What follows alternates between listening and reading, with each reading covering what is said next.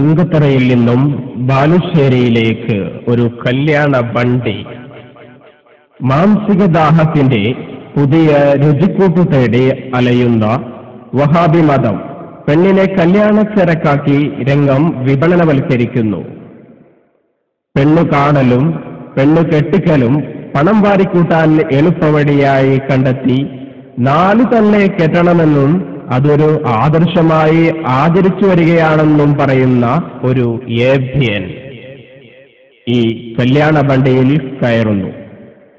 പാവപ്പെട്ട പെൺകുട്ടികളെ പുനരധിവാസത്തിന്റെ പേര് പറഞ്ഞ് മുജാഹിദുകളുടെ സ്ഥാപനങ്ങളിൽ കൊണ്ടുപോയി അണ്ണാച്ചി പയ്യന്മാരെ കൊണ്ട് കെട്ടിച്ച് വിഷയാസക്തി തീരുമ്പോൾ നടുറോട്ടിൽ ഇറക്കി വിടുന്ന കല്യാണ വണ്ടികൾ ചുങ്കത്തറയിൽ നിന്ന് സാധാരണ പുറപ്പെടാറുണ്ട്. ഇപ്പോൾ ഒരു പ്രത്യേക റൂട്ടിൽ അഥവാ ചുങ്കത്തറയിൽ നിന്നും ബാലുശ്ശേരിയിലേക്കുള്ള കല്യാണ വണ്ടിയാണ് യാത്രക്ക് ഒരുങ്ങി നിൽക്കുന്നത്. ആദ്യമായി ചിലരോട് ക്ഷമ. ഈ വണ്ടിയിൽ കയറാൻ പെരുത്തു മോഹിച്ചെത്തിയ ചില വഹാബി നേതാക്കളുണ്ട്. സ്ഥലപരിമിതി കാരണം അവർക്കായി പിന്നാലെ മറ്റൊരു കല്യാണ വണ്ടി വരുന്നുണ്ട്. ഈ വണ്ടിയിൽ 2 മാന്യ മനുഷ്യരും അതിലൊരാളുടെ 4 ഭാര്യമാരും 17 മക്കളും ആദ്യമേ കയറിയിരുന്നു. ഇനി സീറ്റില്ല. സോറി, ഈ വണ്ടി പുറപ്പെടുകയാണ്. ടാറ്റ.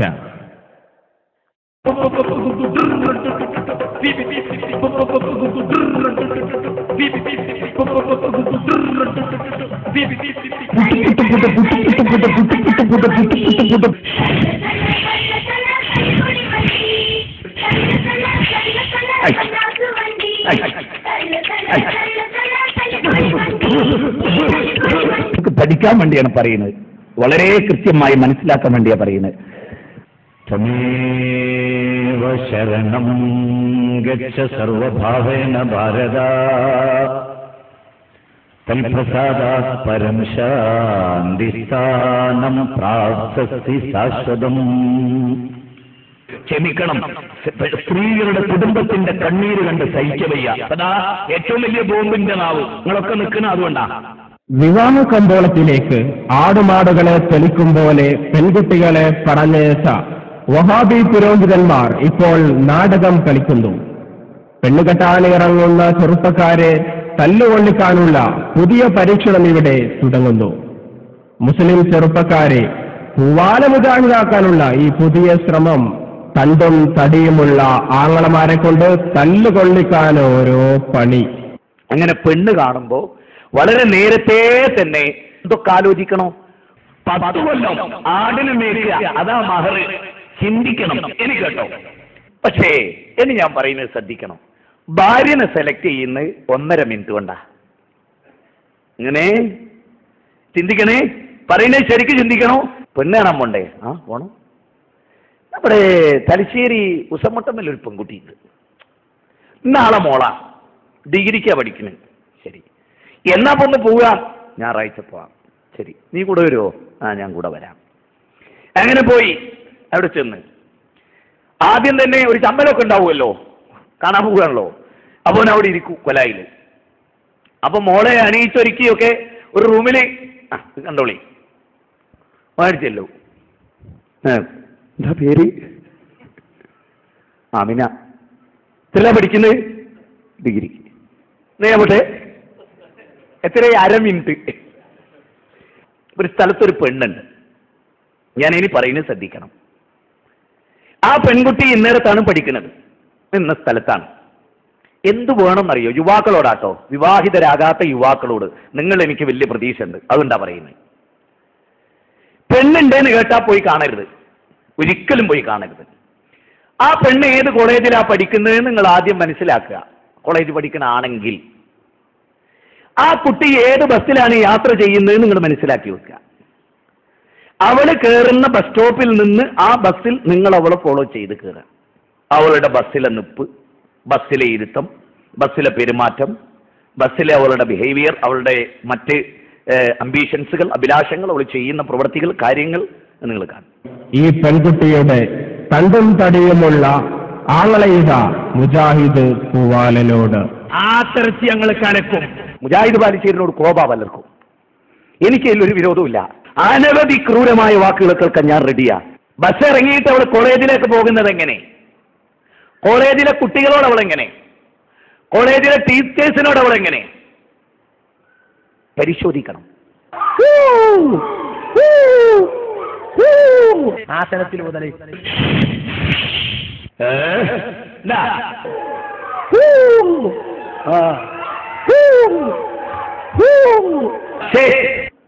കുട്ടിക്കാലത്ത് 7ാം ക്ലാസ് വരെ പഠിച്ച സ്കൂളിൽ പ്രിൻസിപ്പാളിനെ ഹെഡ്മാസ്റ്റർ ചെന്ന് കാണണം. മാഷേ, ഇന്ന ആളുടെ ഇന്ന മകള് ഇന്ന കാലത്ത് ഇന്ന രജിസ്ട്രേഷന്റെ കീഴിൽ ഇവിടെ പഠിച്ചിരുന്നു.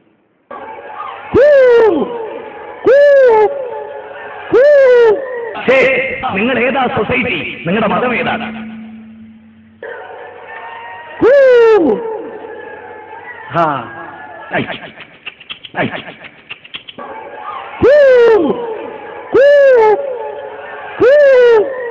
അപ്പൊ ഒരു പെൺകുട്ടിയെ സെലക്ട് ചെയ്യുമ്പോ അവളുടെ കൂട്ടുകാരികളോട്, അവളുടെ കൂടെ പഠിച്ചവരോട്, അവളെ പഠിപ്പിച്ച ടീച്ചർമാരോട്, അവളുടെ നാട്ടുകാരോട്, അവളുടെ പിന്നാലെ അവളറിയാതെ അവളെ നിങ്ങൾ പരിശോധിക്കണം. പെട്ടുപോകരുത് മക്കളെ, ഞാൻ പെട്ടതുപോലെ പെട്ടുപോകരുത്. പെട്ടുപോകരുത് മക്കളെ, ഞാൻ പെട്ടതുപോലെ പെട്ടുപോകരുത്.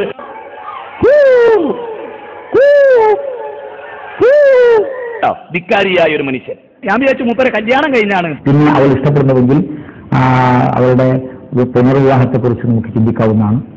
ഞാൻ കല്യാണം കഴിച്ചുള്ള അവളെ പുട്ടുപുരവയമില്ലാതെ, തോരണങ്ങളില്ലാതെ, ഇൻവിറ്റേഷൻ ലെറ്റർ ഇല്ലാതെ, ഗാനമേളയില്ലാതെ, കോടികളെ പറ്റിക്കാതെ, വാദ്യോപകരണമില്ലാതെ ഞാൻ കല്യാണം കഴിച്ചുള്ള അവളെ. ഇഷ്ടം മനുഷ്യനെ കണ്ണു കാണാത്തവനാകും. പലരോടുള്ള ഇഷ്ടം മനുഷ്യനെ കണ്ണു കാണാത്തവനാകും.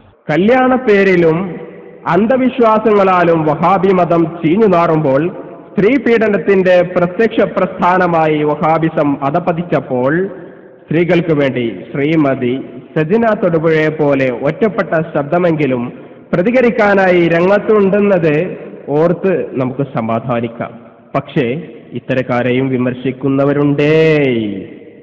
ഇത്തരമൊരു വേദി സംഘടിപ്പിക്കുന്നതിനു വേണ്ടി ഇതിന്റെ പിന്നിൽ പ്രവർത്തിച്ച ഓരോ വ്യക്തിക്കും അതിനർഹമായ പ്രതിഫലം അള്ളാഹുവിൽ നിന്ന് ലഭിക്കുമാറാകട്ടെ എന്ന് പ്രാർത്ഥിക്കുകയും ചെയ്യുന്നു. മറ്റൊരു സ്ത്രീയുമായുള്ള ബന്ധം തള്ളി പറയുവാൻ തുടങ്ങി. മനസ്സിലായില്ല, പറഞ്ഞില്ല. ഓഫീസിൽ ഒരു ദിവസം ഭാര്യ വരിക. അപ്പൊ നമ്മുടെ ടൈപ്പിസ്റ്റായ പെണ്ണിനോട് നമ്മൾ സ്വറ പറയാ. ഒരു തിരക്കടില്ലാത്തൊരു പെണ്ണാ. ഭാര്യ എന്തോ ഒരു ആവശ്യത്തിന് നമ്മൾ ഓഫീസിൽ വന്നാ ഭാര്യ വൈകുന്നേരം ചെന്ന് നോക്കുമ്പോ ജിന്തടി മിണ്ടാത്ത് അതൊന്നുമല്ല. നിങ്ങളിതല്ലേ ഇപ്പൊ രാവിലെ 8 മണിക്ക് ഓഫീസിൽ വരുന്നത് 7 മണിക്ക് വരുന്നത്. എനിക്ക് ഇപ്പോഴാ മനസ്സിലായത്. ഫോണ് വന്നു. ഹലോ, ആരാണ്? ഞാനാണ്. അവിടെ എവിടെയാണ്? തൃശ്ശൂരാണ്.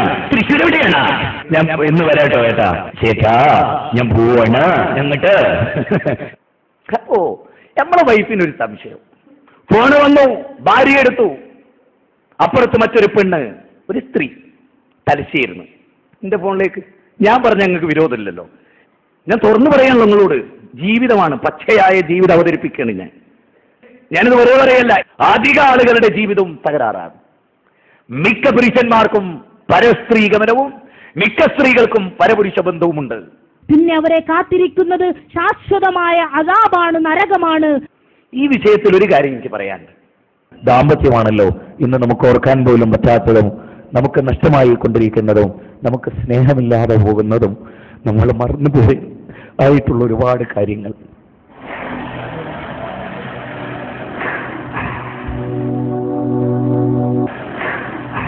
സല്ലല്ലാഹു അലൈഹി വസല്ലം 9 ഭാര്യമാരെയും അടുത്ത് വിളിച്ചു. വാക്കുകൊണ്ട് ഒരാളെയും വേദനിപ്പിച്ചിട്ടുള്ള റസൂൽ, പ്രവൃത്തി കൊണ്ട് ഒരാളെയും വേദനിപ്പിച്ചിട്ടുള്ള റസൂൽ. ഈ കഴിഞ്ഞ ദിവസം ഭാര്യമാർക്ക് പോലും ഭർത്താവ് വ്യഭിചരിച്ചു എന്ന പ്രശ്നമില്ല. എന്റെ ഭാര്യയെ ഒരാൾ ഫോണിൽ വിളിച്ചു. അവനാരോ ആവട്ടെ, അവന് പുറത്തു കൊടുക്കട്ടെ. എന്റെ പേരിൽ വളരെ ഒരു മ്ലേച്ഛമായ പ്രവൃത്തി അവരോട് വിളിച്ച് സംസാരിച്ചു. മിക്ക പുരുഷന്മാർക്കും പരസ്ത്രീഗമനവും മിക്ക സ്ത്രീകൾക്കും പരപുരുഷ ബന്ധവുമുണ്ട്. എങ്ങനെയുണ്ട് അല്ലേ? അണ്ടർ CC ബൈക്കും അതിലൊരു പൂജാവട്ടം വേണം. എന്റെ ഭാര്യയെ ഒരാൾ ഫോണിൽ വിളിച്ചു. അവനാരോ ആവട്ടെ, അവന് പുറത്തു കൊടുക്കട്ടെ. എന്റെ പേരിൽ വളരെ ഒരു മ്ലേച്ഛമായ പ്രവൃത്തി അവളോട് വിളിച്ച് സംസാരിച്ചു. തള്ളി പറയുവാൻ തുടങ്ങി. എനിക്ക് അതിലൊന്നും വിഷമമുണ്ടായില്ല. 10 കൊല്ലം ജീവിതത്തിൽ വാക്കുകൊണ്ട് ഞാൻ എൻ്റെ ഭാര്യയെ വേദനിപ്പിച്ചിട്ട് ഇത് നിങ്ങളോട് പറയല്ല. ആളുകൾ എന്നോട് ചോദിക്കുന്നു, ഇപ്പോ എന്താ മെലിഞ്ഞത്? ഈ അടുത്ത കാലത്ത് അനുഭവിച്ചു പോകുന്ന വേദനകൾക്ക് അറ്റമില്ല. ആരോടൊന്നും ചെയ്തിട്ടല്ല, ജീവിതത്തിൽ പിണങ്ങി വാക്ക് പറഞ്ഞിട്ടല്ല. നല്ല ഭർത്താവായി അഭിനയിക്കാൻ ക്യാമറന്റെ മുമ്പിൽ വന്നിക്കണ്. ലോകത്തിലെ ഏറ്റവും നല്ല ഭർത്താവായി അഭിനയിച്ചതിന് നാഷണൽ അവാർഡ് വാങ്ങിയ ആളാ. നിങ്ങൾ മനസ്സിലാക്കുക. ആരെ? ഇയാളെ. നിങ്ങൾ മനസ്സിലാക്കുക. ഭർത്താവിന്റെ പ്രയാസങ്ങൾ കൊണ്ട്